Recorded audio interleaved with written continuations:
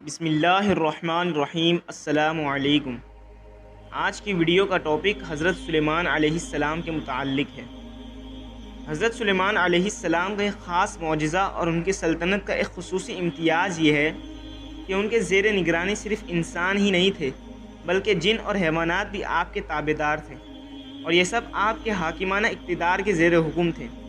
اور یہ سب کچھ اس لیے ہوا کہ حضرت سلیمان علیہ السلام نے ایک مرتبہ اللہ تعالیٰ کی بارگاہ میں یہ دعا کی تھی کہ رب اغفر لی وہب لی ملکا لا ینبغی لاحد من بعدی انک انت الوہاب۔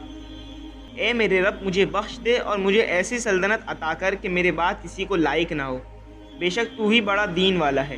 چنانچہ اللہ تعالیٰ نے آپ کی دعا مقبول فرمائی اور آپ کو ایسی عجیب و غریب حکومت اور بادشاہی عطا فرمائی کہ نہ آپ سے پہلے کسی کو ملی، نہ آپ کے بعد کسی کو میسر ہوئی۔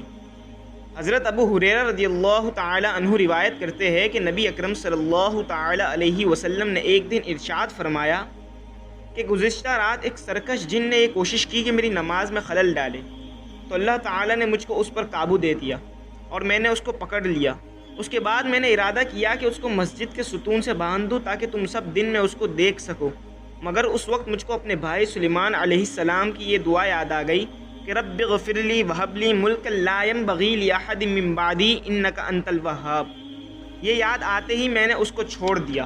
حضرت سلیمان علیہ السلام کا یہ بھی ایک خاص معجزہ اور آپ کی نبوت کا خصوصی امتیاز تھا کہ اللہ تعالیٰ نے ہوا کو ان کے حق میں مسخر کر دیا تھا اور وہ ان کے زیر فرمان کر دی گئی تھی۔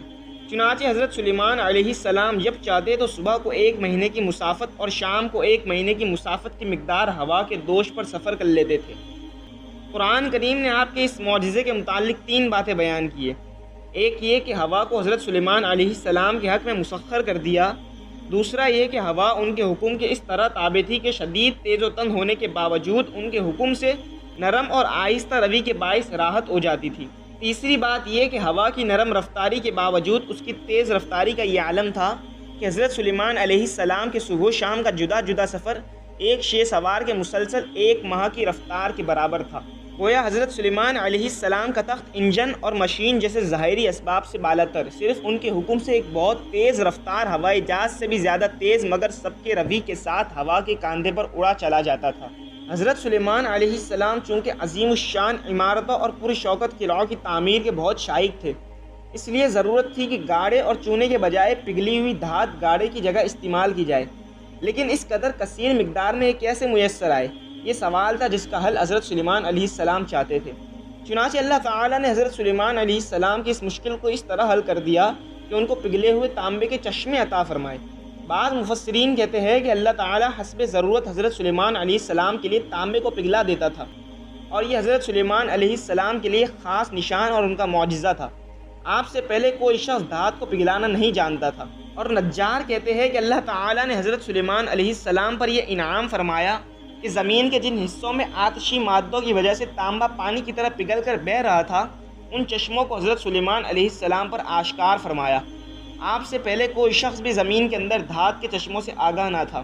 چنانچہ ابن کثیر حضرت قتادہ سے نقل کرتے ہیں کہ پگھلے ہوئے تانبے کے چشمے یمن میں تھے، جن کو اللہ تعالیٰ نے حضرت سلیمان علیہ السلام پر ظاہر فرما دیا۔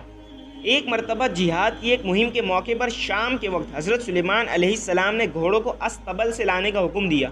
جب وہ پیش کیے گئے تو چونکہ آپ کو گھوڑوں کی نسلوں اور ان کے ذاتی اوصاف کے علم کا کمال حاصل تھا، اس لیے جب آپ نے ان گھوڑوں کو اصیل، سبک رو اور خوشرو پایا اور یہ ملاحظہ فرمایا کہ ان کی تعداد بہت زیادہ ہے، آپ پر مسرت کی کیفیت طاری ہو گئی، اور آپ فرمانے لگے کہ ان گھوڑوں سے میری محبت ایسی مالی محبت میں شامل ہے جو پروردگار کے ذکر ہی کا ایک شعبہ ہے۔ حضرت سلیمان علیہ السلام کے اس غور و فکر کے درمیان گھوڑے استبل کو روانہ ہو گئے۔ چنانچہ جب آپ نے نظر اٹھائی تو وہ گھوڑے نگاہ سے اوجھل ہو گئے تھے، تو آپ نے حکم دیا ان گھوڑوں کو واپس لاؤ۔